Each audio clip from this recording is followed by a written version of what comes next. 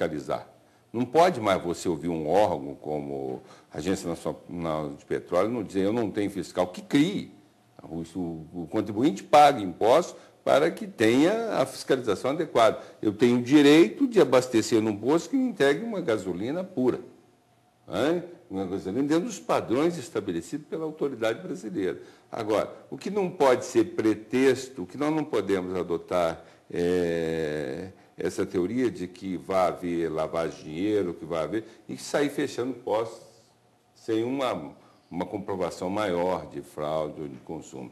E o desembargador Calando coloca uma posição muito correta. Nem sempre o caminho do fechamento é o melhor. Você pode ilidir, afastar, suprimir a fraude com medidas preventivas, inclusive de natureza judicial. Você tolhe a possibilidade da fraude. Isso preserva o emprego, mantém a economia irrigada, o que é muito bom para todos. Agora, não temos dúvidas que cartéis criminosos se instalaram nessa área, em Belo Horizonte, a ponto de matar até um promotor de justiça, né, que estava combatendo esse tipo de crime. Mas isso precisa ser entendido, isso é meia dúzia de criminosos. Não podemos ver uma situação em que isso se alastrou pelo país, por São Paulo. Não.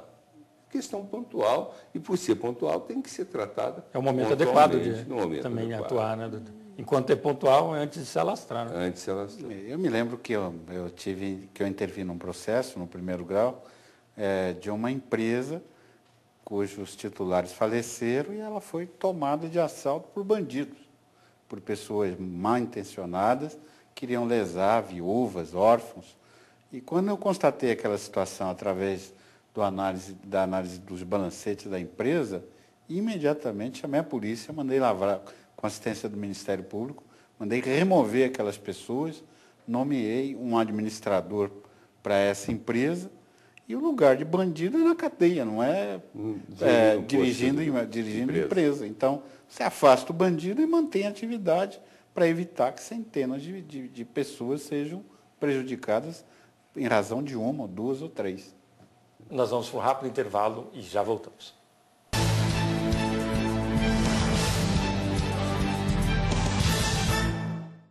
Estamos de volta com Frente a Frente com a Justiça, nessa oportunidade na belíssima cidade de São Roque, discutindo o mercado de combustíveis. Para isso nós estamos aqui ao lado de dois especialistas, o ministro do Superior Tribunal de Justiça, Dr. João Otávio de Noronha, e o nosso presidente da APAMAGE, o desembargador Henrique Nelson Calandra.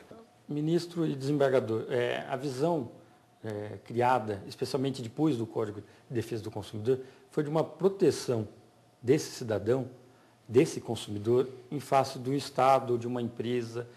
O consumidor sempre foi tratado, no passado, de uma maneira quase que sem o respeito adequado.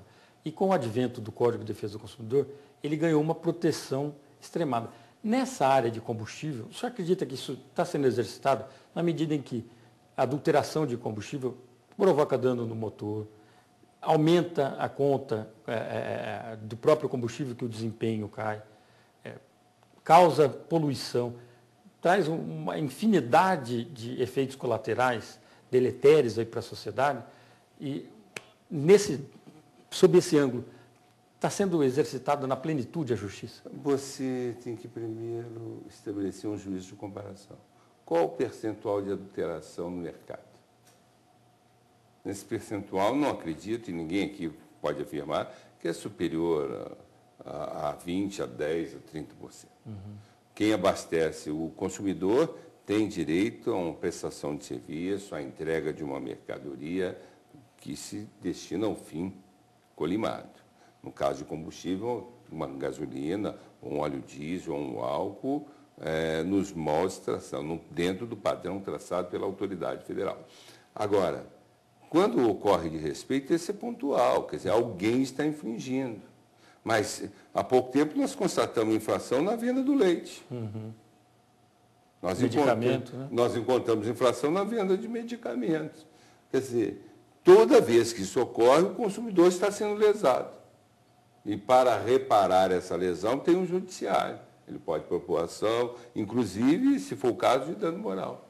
Além da reparação do dano material, pode chegar às vias do dano moral, se a lesão é daquelas que causam constrangimento. É aquele carro que que acabou sendo abastecido com a gasolina adulterada, que quebrou no meio do caminho, que causou, né, um transtorno numa viagem noturna, causou um constrangimento enorme à parte, um temor de ser assaltado, ou o carro quebrou e alguém bateu, além do dano material a ser reparado no carro, ou até no acidente que tenha tido vítima, ainda que sem morte, a reparação desse dano se dá tanto no plano material como no plano moral.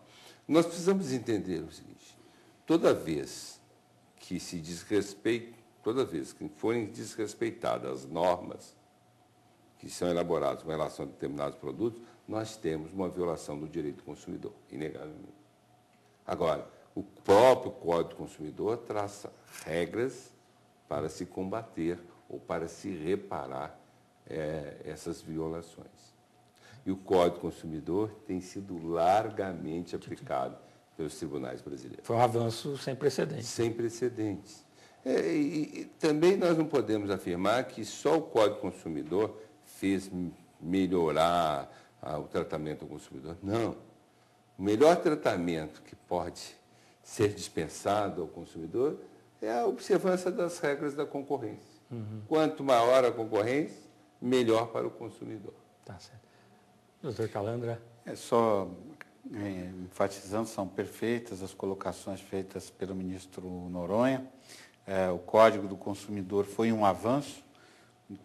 Hoje nos visita o professor Mário Frota, que nos ajudou, junto com o professor Frontini, aqui de São Paulo, e outras personalidades, o então deputado Geraldo Alckmin, ministro Herman Benjamin, e foram dias e dias de discussão, debate, para conseguirmos implantar o Código do Consumidor, porque havia uma extrema vontade do nosso parlamento no sentido de aprovar. Mas para que Código do Consumidor?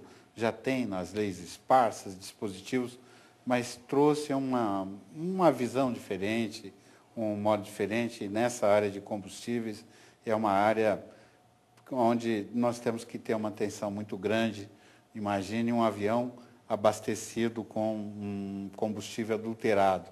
O que pode provocar? E já houve queda de aeronave abastecida comprovadamente com combustível adulterado. Então, nós temos que ter extrema vigilância nesse setor. Eu acho que nós temos que desenvolver um mecanismo de lacres e de segurança no transporte entre a fonte distribuidora e o ponto de consumo. Deve haver um cuidado maior. Hoje, esse cuidado não existe. Não é? Os veículos que transportam o combustível, eles não têm um lacre de segurança entre o ponto da distribuição e o ponto de revenda. Não é? Isso traz sérios inconvenientes e muitas dúvidas no processo de distribuição. E, sobretudo, nós temos que dar uma marcha ré em certos costumes que nós, ao longo do tempo, desenvolvemos. Prestigiar a família. O fraudador, aquele que comete a ilicitude, ele vem de uma família. Não é? Essas famílias é que tem que cultivar, o governo tem que investir mais em educação, nós temos que prestigiar o pai, a mãe, o chefe de família. Na França, alguém que tem mais de 3 filhos é considerado chefe de família numerosa e protegido pelo Estado. O Estado brasileiro tributa o chefe de família, nós pagamos ensino particular para os nossos filhos e não podemos sequer deduzir essa despesa do imposto de renda. Os limites são muito exíguos.